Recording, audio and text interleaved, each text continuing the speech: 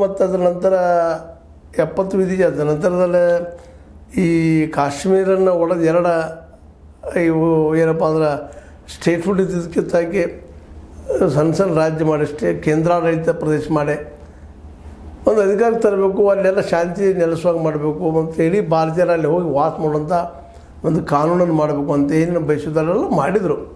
ಅದು ಮಾಡಿದ ಮೇಲೆ ಸ್ವಲ್ಪ ಇತ್ತು ಸಂಘರ್ಷ ಇಲ್ಲ ಅಂತಲ್ಲ, ಆದರೆ ನಿಧಾನಕ್ಕೆ ಅದೊಂದು ಕಂಟ್ರೋಲ್ಗೆ ಬರ್ತಾ ಇತ್ತು ಅನ್ನೋದು ಅಷ್ಟೇ ಸತ್ಯದ.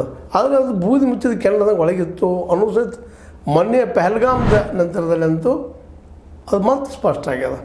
ಯಾಕಂದರೆ ಮೇಲಿಂದ ಮೇಲೆ ಇತ್ತೀಚೆಗೆ ಕಡಿಮೆ ಆಗಿದ್ದು ಇಲ್ಲಂತಲ್ಲ, ಎರಡು ಮಾತಿಲ್ಲ.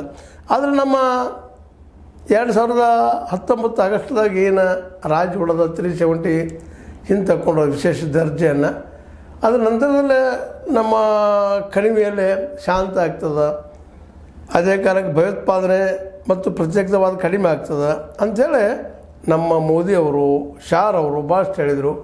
ಆ ವಿಶೇಷ ಸ್ಥಾನಮಾನದಿಂದಾಗಿ ಅದು ಒಂದು ಸಪ್ರೇಟ್ ಆಗಿದೆ. ಇನ್ಮೇಲೆ ಇಲ್ಲಿ ಉದ್ಯಮಿಗಳು ಬರ್ತಾವೆ, ಉದ್ಯೋಗದಾರ ಬರ್ತಾರೆ, ಎಲ್ಲರಿಗೂ ಅನುಕೂಲ ಅದ ಅಂತ ಹೇಳಿದರು. ಆದರೆ ಅದು ಅವ್ರು ಹೇಳಿದ ಪ್ರಮಾಣದಲ್ಲೇನು ಆಗಲಿಲ್ಲ. ಆದರೆ ಅಡ್ಡಿ ಇಲ್ಲ, something is better than nothing ಅಂತೇಳಿ ನಿಧಾನಕ್ಕೆ ಪ್ರವಾಸಿ ಕೇಂದ್ರ ಆಗ್ತಾಯಿತ್ತು. ವರ್ಷದಿಂದ ವರ್ಷಕ್ಕೆ ಕೋಟಿಗಳಲ್ಲಿ ಜನ ಬರ್ತಾಯಿದ್ರು. 22 ನಂತರ ಅಂತೂ ಇನ್ನೂ ಜೋರಾಗಿತ್ತು. ಈ ಎಲ್ಲ ನಡೆದಾಗ ಇನ್ನೇನಪ್ಪ ಕಾಶ್ಮೀರ ಶಾಂತ ಆಯ್ತು ಬಿಡು, ಇನ್ನೇನಿಲ್ಲ, ಅದು ಅಂಥ ಪ್ರಾಬ್ಲಮ್ ಏನಿಲ್ಲ ಅನ್ನೋದ್ರೊಳಗೆ ನಡಕ್ಕೆ ಚುನಾವಣೆಯೂ ಆಯಿತು ಶಾಂತ ರೂಪದಿಂದ.